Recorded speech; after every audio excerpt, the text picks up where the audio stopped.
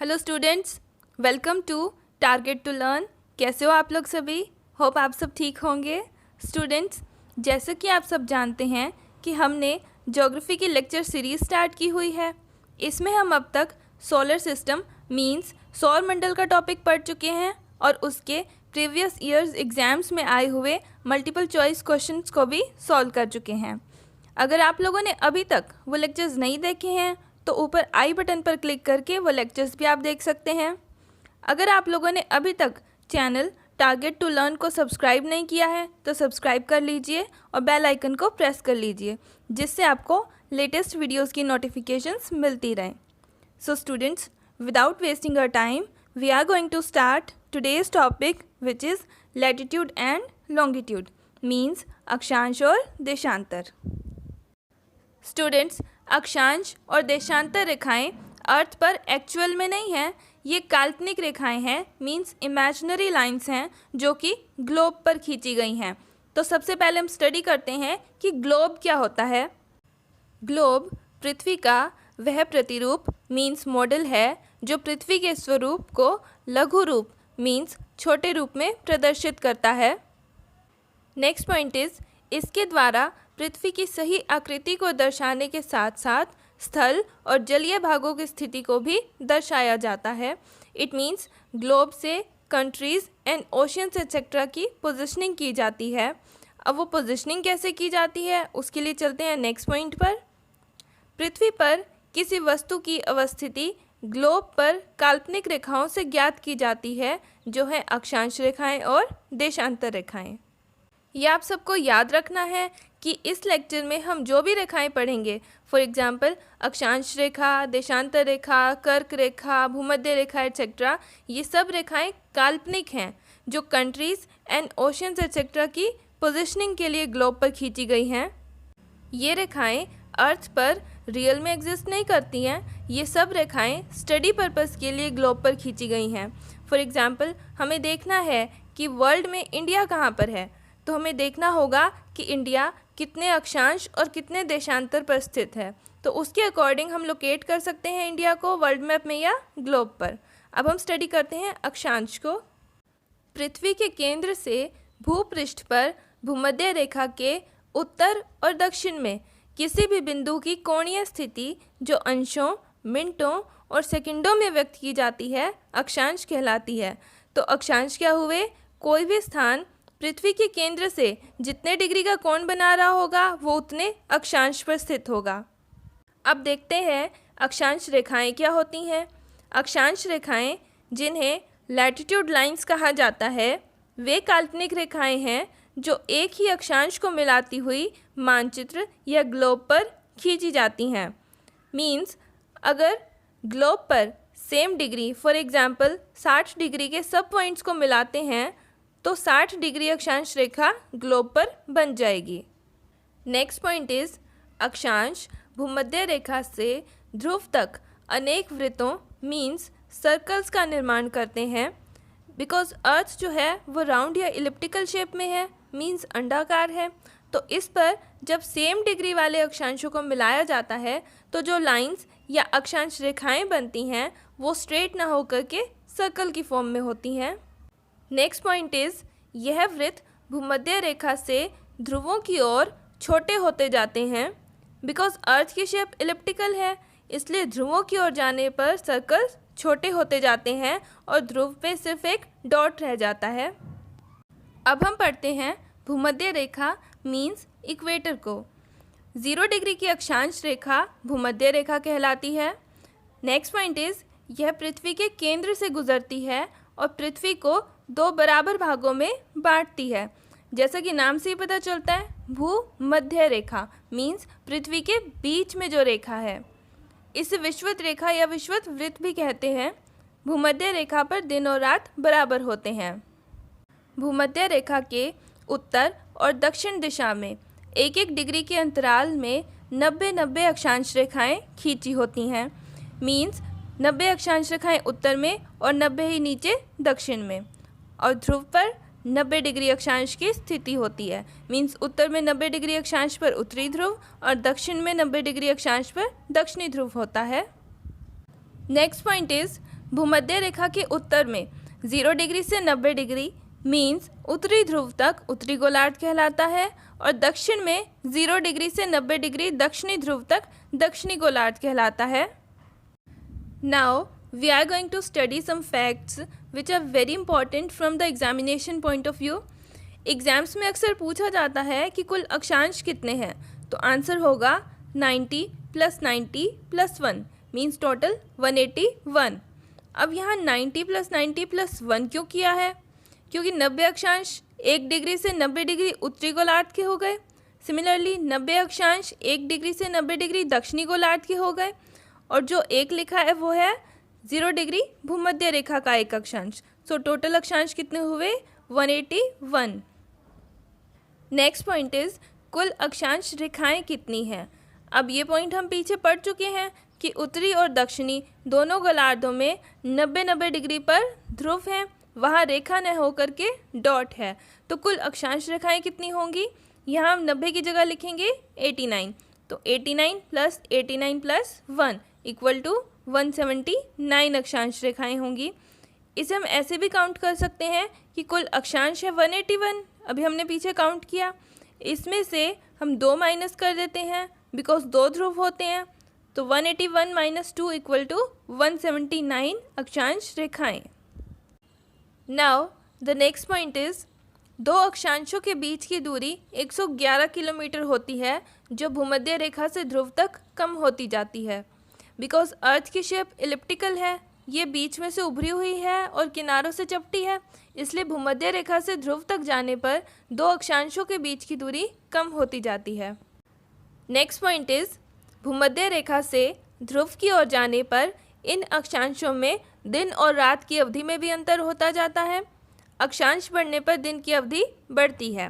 For example 0 degree अक्षांश means भूमध्य रेखा पर 12 घंटे का दिन होता है, 66.5 डिग्री अक्षांश पर 24 घंटे का दिन होता है, और 90 डिग्री अक्षांश मीन्स ध्रुव पर 6 महीने दिन रहता है। Now these points are also very important. First is उत्तरी गोलार्ध में 23.5 डिग्री नॉर्थ के बिंदुओं को मिलाने वाली रेखा कर्क रेखा कहलाती है। नेक्स्ट इज दक्षिणी गोलार्ध में 23.5 डिग्री साउथ के बिंदुओं को मिलाने वाली रेखा मकर रेखा कहलाती है। ये तो थी दोनों गोलार्धों में 23.5 डिग्री अक्षांश पर। अब देखते हैं दोनों गोलार्धों में 66.5 डिग्री अक्षांश पर कौन सी रेखा है। उत्तरी गोलार्ध में 66.5 डिग्री नॉर्थ के बिंदुओं को मिलाने वाली रेखा को क्या कहा जाता है? Arctic Rekha. And next point is दक्षिणी गोलार्ध में 66.5 डिग्री साउथ के बिंदुओं को मिलाने वाली रेखा को अंटार्कटिक रेखा कहा जाता है। Now let's see some other facts. First is 21 June को सूर्य कर्क रेखा पर सीधा चमकता है, इसलिए 21 जून को उत्तरी गोलार्ध में सबसे बड़ा दिन होता है। नेक्स्ट पॉइंट इज 22 दिसंबर को सूर्य मकर रेखा पर सीधा चमकता है, इसलिए इस दिन दक्षिणी गोलार्ध में सबसे बड़ा दिन होता है बिकॉज मकर रेखा दक्षिणी गोलार्ध में है। कर्क रेखा और मकर रेखा का तो हमने देख लिया। अब देखते हैं कि सूर्य भूमध्य रेखा पर कब सीधा चमकता है। भूमध्य रेखा पर सूर्य की किरणें एक साल में 2 बार सीधी पड़ती हैं, एक तो 21 मार्च को और दोबारा 23 सितंबर को। ये सब पॉइंट्स बहुत इंपॉर्टेंट हैं और हर लेवल के एग्जाम्स में इनमें से क्वेश्चंस आते ही हैं। Now let's read some more important facts.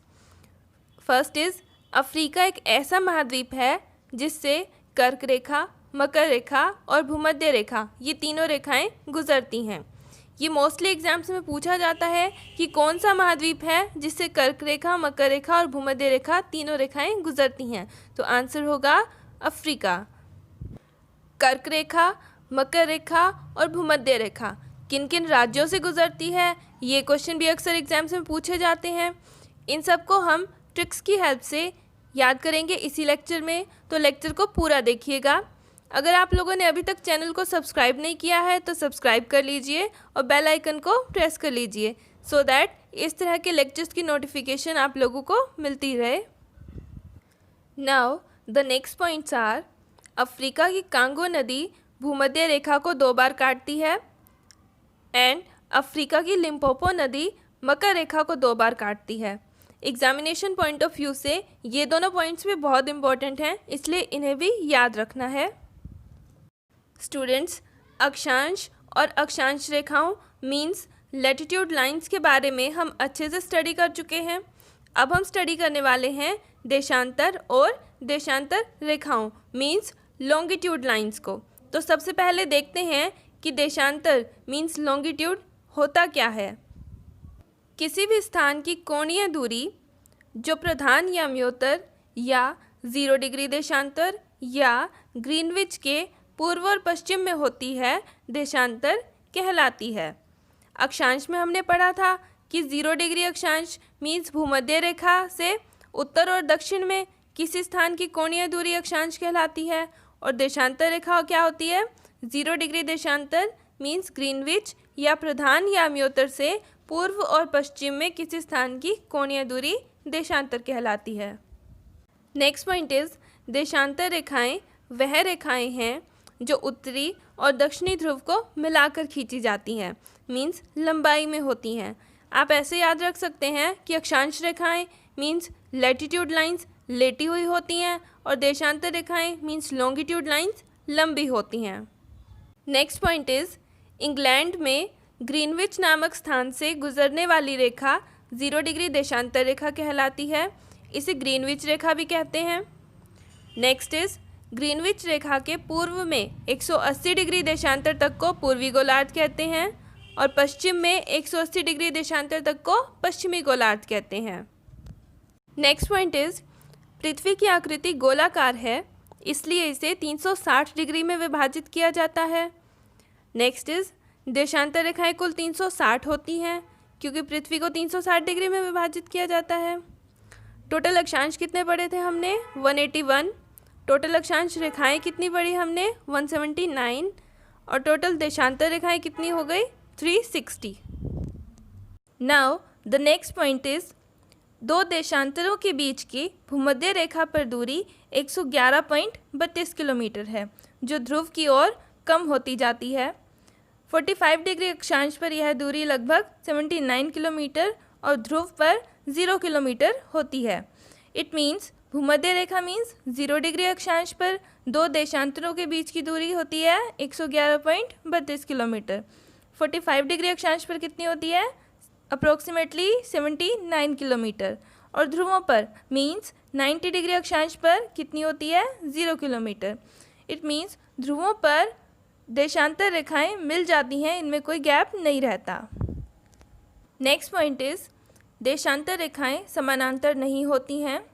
And next is 0 degree देशांतर रेखा को अंतर्राष्ट्रीय समय रेखा मीन्स इंटरनेशनल टाइम लाइन भी कहा जाता है। 0 डिग्री देशांतर को प्रधान या म्योतर या प्रधान देशांतर रेखा भी कहते हैं, ग्रीनविच रेखा भी कहते हैं और अंतर्राष्ट्रीय समय रेखा भी कहते हैं। तो एग्जाम्स में क्वेश्चन में इनमें से कोई भी नाम दिखे तो आपको कंफ्यूज नहीं होना है। ओके। नेक्स्ट पॉइंट्स आर पृथ्वी की गोलाकार आकृति के कारण पृथ्वी को 360 डिग्री घूमने में 24 घंटे का समय लगता है, इसलिए 1 डिग्री की दूरी तय करने में पृथ्वी को 4 मिनट लगते हैं। 360 डिग्री की दूरी तय करने में समय लगता है 24 घंटे। 1 डिग्री की दूरी तय करने में कितना समय लगेगा?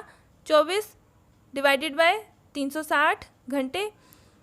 अब इसे मिनट्स में कन्वर्ट करने के लिए इसको मल्टीप्लाई करेंगे 60 से, तो रिजल्ट आएगा 4 मिनट। इसलिए 1 डिग्री की दूरी तय करने में पृथ्वी को समय लगता है 4 मिनट।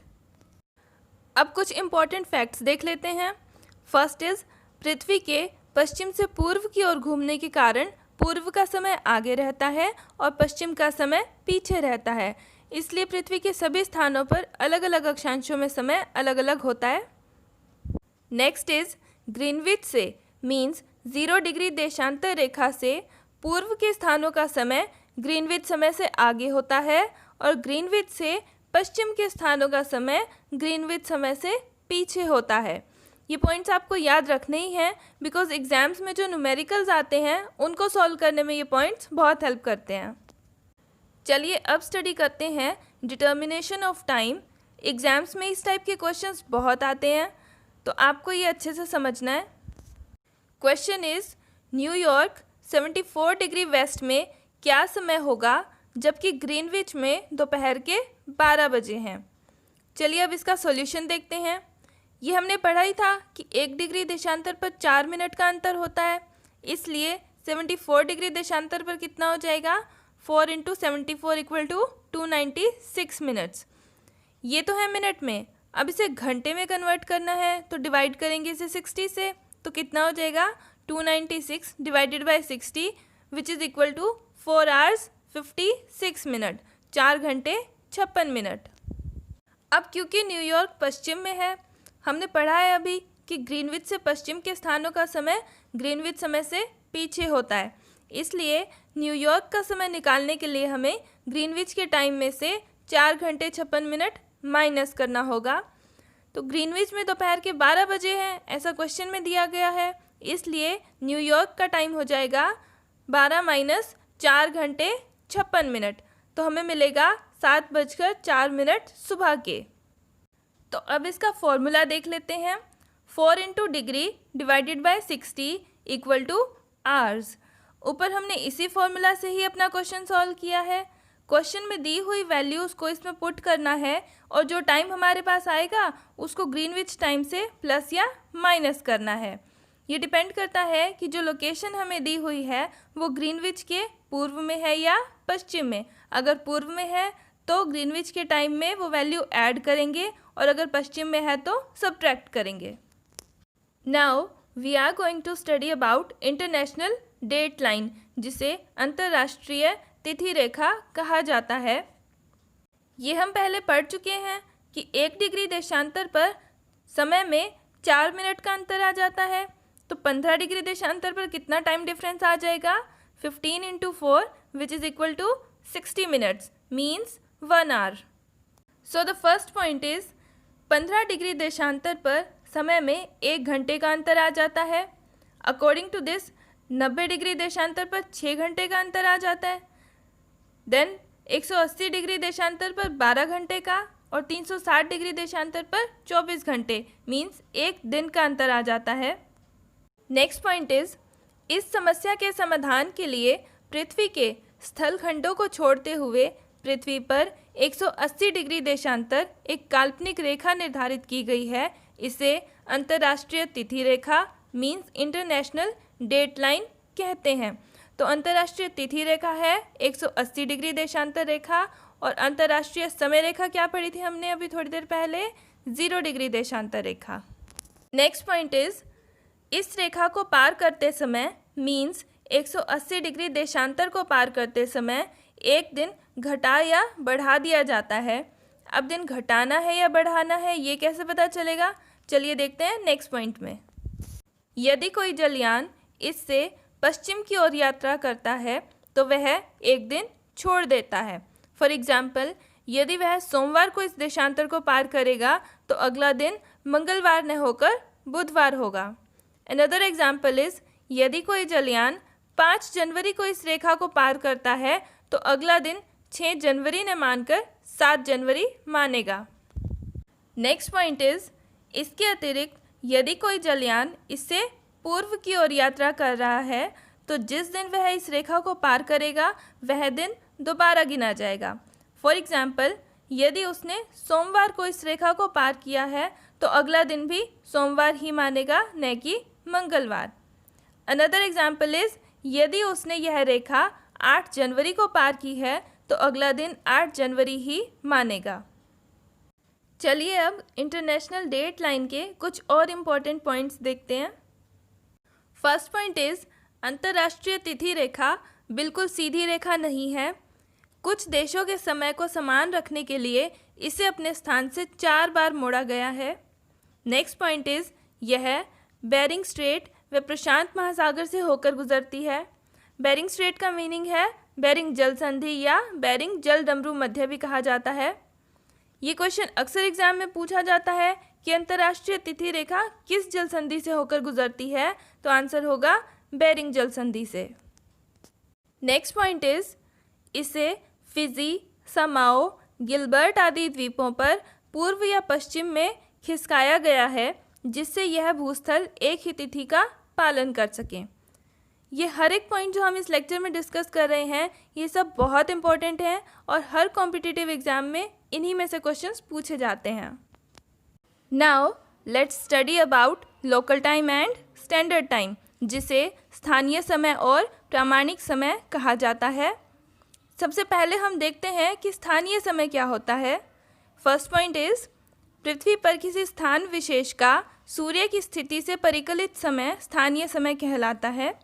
नेक्स्ट पॉइंट इज यह उस समय नापा जाता है जब सूर्य आकाश में उच्चतम स्थिति में पहुंच जाता है और भूमि पर किसी वस्तु की छाया लघुत्तम मीन्स सबसे कम होती है। अब देखते हैं कि प्रामाणिक समय क्या होता है।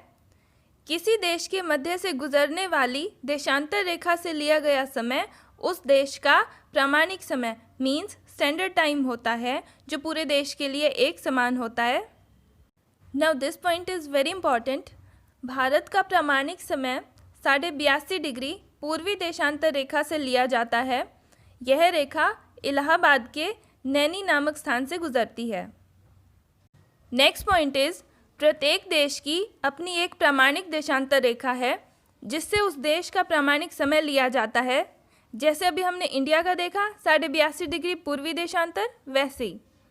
नेक्स्ट पॉइंट इज़ परंतु यूएसए और यूएसएसआर जैसे देश जिनका विस्तार अधिक है वो अनेक समय कटिबंध मीन्स टाइम जोन्स में विभाजित हैं।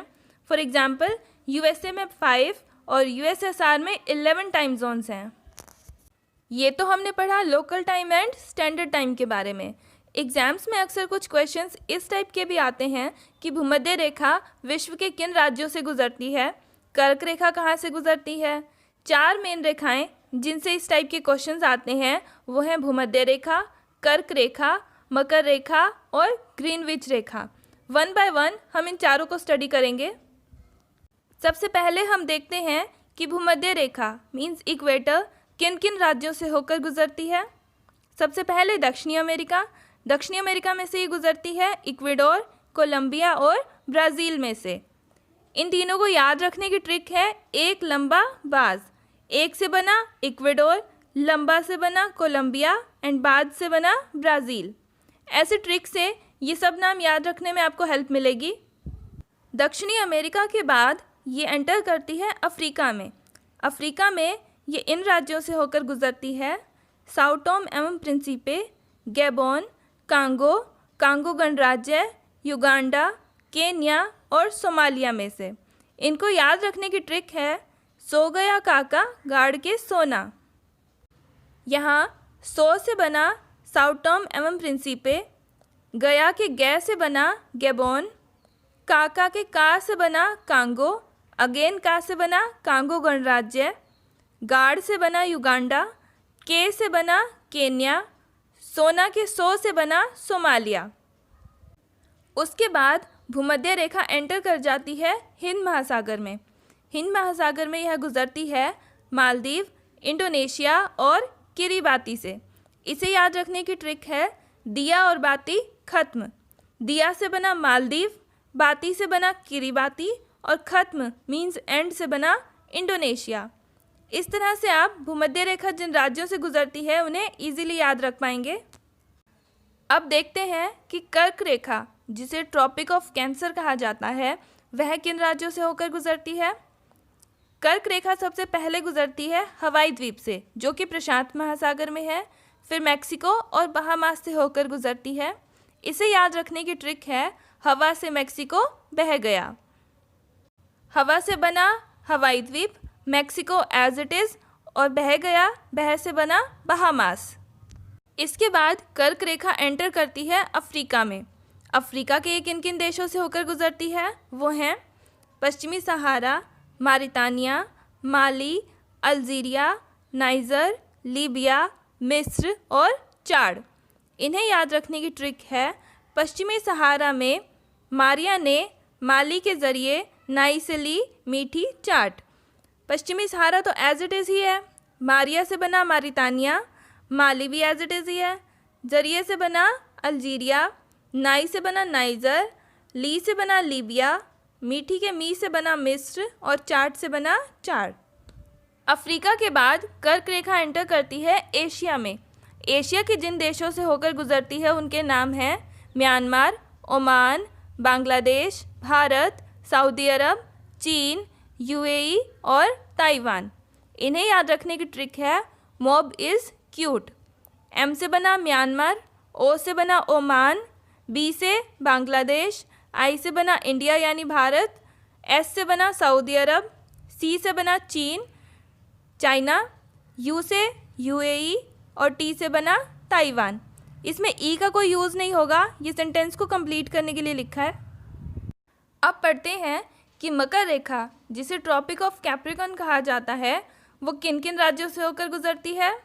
सबसे पहले यह गुजरती है फ्रेंच पॉलिनेशिया से जो कि प्रशांत महासागर में है। उसके बाद ये एंटर करती है दक्षिणी अमेरिका में। दक्षिणी अमेरिका में ये गुजरती है चिली, अर्जेंटीना, पराग्वे और ब्राज़ील से। उसके बाद मकर रेखा एंटर करती है अफ्रीका में। अफ्रीका में ये गुजरती है नामीबिया, बोत्सवाना, दक्षिणी अफ्रीका, मोज़ाम्बिक और मेडागास्कर से। फिर ये गुजरती है ऑस्ट्रेलिया से और फिर टोंगा से। इन्हें याद रखने की ट्रिक है फ्रेंच टीना के बॉस ने ब्राज़ील के नामी चिली पराठे फ्री में मज़ा लेकर ऑस्ट्रेलिया में तांगे पर खाए। यहाँ फ्रेंच से बना फ्रेंच पॉलिनेशिया, टीना से बना अर्जेंटीना, बॉस से बना Botswana, Brazil as it is ही है, नामी से बना Namibia, Chile as it is ही आएगा, पराठे से बना पराग्वे, फ्री से बना दक्षिणी अफ्रीका, में से बना मेडागास्कर, मज़ा से बना Mozambique, Australia as it is and तांगे से बना टोंगा। तो इस तरह से आप इन सब नामों को इजीली याद रख सकते हैं। अब बात करते हैं कि अंतर्राष्ट्रीय समय रेखा जिसे इंटरनेशनल टाइम लाइन और ग्रीनविच रेखा भी कहा जाता है वो कहाँ कहाँ से होकर गुजरती है। सबसे पहले हम नाम देख लेते हैं। ये गुजरती है यूके से, फ्रांस से, स्पेन से, अफ्रीका से, अल्जीरिया से, माली से, टोगो से, घाना से, बुर्किना फासो से और फिर अंटार्कटिका से।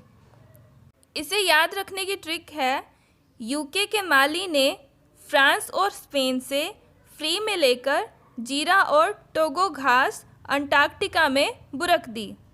इसमें यूके एज इट इज़ आएगा, माली, फ्रांस और स्पेन भी एज इट इज़ ही आएगा, फ्री से बना अफ्रीका, जीरा से बना अल्जीरिया, फिर टोगो एज इट इज़ आएगा, घास से बना घाना, अंटार्कटिका भी एज इट इज़ आएगा और बुरक दी से बना बुर्किना फासो। इस ट्रिक से आप ये सब नाम बहुत इजीली याद रख सकते हैं। Okay students, that's all for today.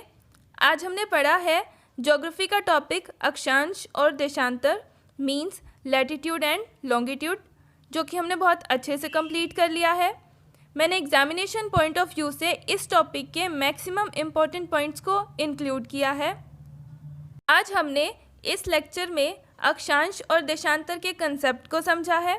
Next lecture में हम इसी टॉपिक के प्रीवियस ईयर्स एग्जाम्स में आए हुए मल्टीपल चॉइस क्वेश्चन आंसर्स को डिस्कस करेंगे, जिससे आपका ये टॉपिक बहुत अच्छे से प्रिपेयर हो जाएगा। प्रीवियस लेक्चर्स में हम सौर मंडल मींस सोलर सिस्टम का टॉपिक कवर कर चुके हैं। अगर आप लोगों ने अभी तक वो वीडियोस नहीं देखी हैं तो आप वो वीडियोस भी देख लीजिए, जिससे आपकी एग्ज़ाम्स की प्रिपरेशन अच्छे से हो जाए। अगर आप लोगों ने अभी तक चैनल टारगेट टू लर्न को सब्सक्राइब नहीं किया है तो सब्सक्राइब कर लीजिए और बेल आइकन को प्रेस कर लीजिए, जिससे आपको लेटेस्ट वीडियोस की नोटिफिकेशन मिलती रहे। अगर आप लोगों को ये लेक्चर हेल्पफुल लगा है तो इसे लाइक कीजिए और शेयर कीजिए। And for more such videos stay tuned with target to learn. Thank you.